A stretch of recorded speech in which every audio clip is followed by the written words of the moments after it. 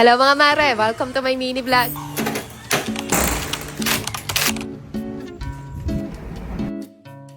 Magandang araw mga mare, kamusta naman ba kayo? Ako eto at medyo marami na namang pinagkaabalahan dito sa aming munting mansion. Pinasikaso na rin kasi namin yung pag-transfer dito ni ate at kuya ngayong pasukan, kaya medyo naging abala lang talaga kami nitong mga nakaraang araw. At dahil na rin siguro sa sobrang dami ng pinagkaabalahan namin, kaya hindi rin masyadong naging maganda yung pakiramdam ko nitong mga nakaraang araw, kaya nagpahinga lang din muna tayo saglit. At ito na nga yung pinaka-latest update dito sa aming bagong bahay mga mare, ayan, at nagpakabit na rin kami ng aircon dito sa may sala. Kasama na rin kasi ito sa pina-estimate namin na nagpakabit kami ng solar, kaya lubos-lubusin na natin. Diyan na rin kasi sa sala yung pinaka-play area ng batang maliit mga mare at lagi na nga lang siyang lapot na lapot kapag ka naglalaro dyan. Kaya yan at nagpakabit na nga lang din kami ng aircon dito. Bale, eto nga palang Midea Celeste 1.5 split type inverter yung pinakabit namin dito mga mare dahil anti-UV aging na siya tapos anti-corrosion na rin. Medyo acidic kasi yung hangin dito sa amin dahil medyo malapit nga lang din kami sa dagat kaya yung ganyang anti-corrosion talaga yung pinili namin. Ganyang model din kasi yung pinakabit namin dito sa 3 kwarto namin mga mare at based din nga sa observation namin parang ang tipid niya lang din sa kuryente. Plus, ang mura niya lang din compare sa ibang brand. Nasa 17k plus lang namin siya nabili. Then, kinabukasan naman nga mga mare, ayan, at dumating na rin itong pinagawa naming partition para dito sa may sala. Kaya inusog lang muna ulit namin tong sofa. Ako, kung nakakapagsalita lang talaga tong mga gamit namin dito sa bahay, siguradong magre-reklamo na tong mga to sa kakausog balik. Kaya ito namang partition mga mare, sinukatan muna nila yan dito sa bahay a week ago. Then, after 1 week nga, ayan, at nabuo na rin nila kagad. At inuna muna nila ikabit itong dito sa may dalawang gilid. Then, next naman tong dito sa may bandang taas. Nang beses na rin kami nagpagawa dito sa kanila mga mare, kagaya ng screen door namin dun sa may terrace, tsaka ng awning, tsaka sliding window namin dun sa may likod bahay. Dahil sobrang nagustuhan talaga namin yung trabaho nila, mabilis, malinis, at pulido, kaya sa kanila na lang ulit kami nagpagawa nitong partition. Plus nasusunod talaga nila yung gusto naming design, kaya sobrang highly recommended ko talaga tong mga to. Magawa din sila ng mga kitchen modular cabinet, sliding, awning window, screen door, partition, TV console, at marami pang iba. Lalagay ko na lang din yung page nila dyan sa screen mga mare para masilip nyo rin yung mga gawa nila at para kung meron din kayong mga katanungan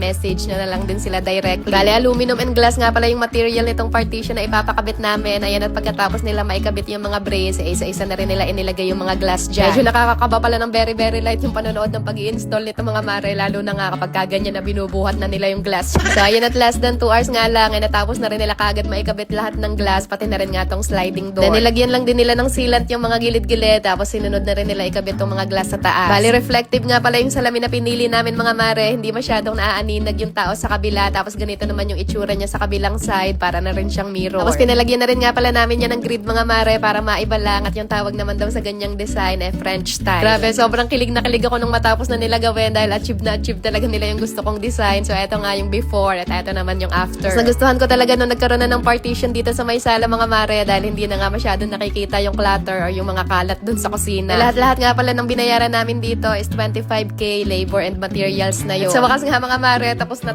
talaga ang munting mansyon ni Maring Rodaline, kaya makakapag-house tour na tayo soon.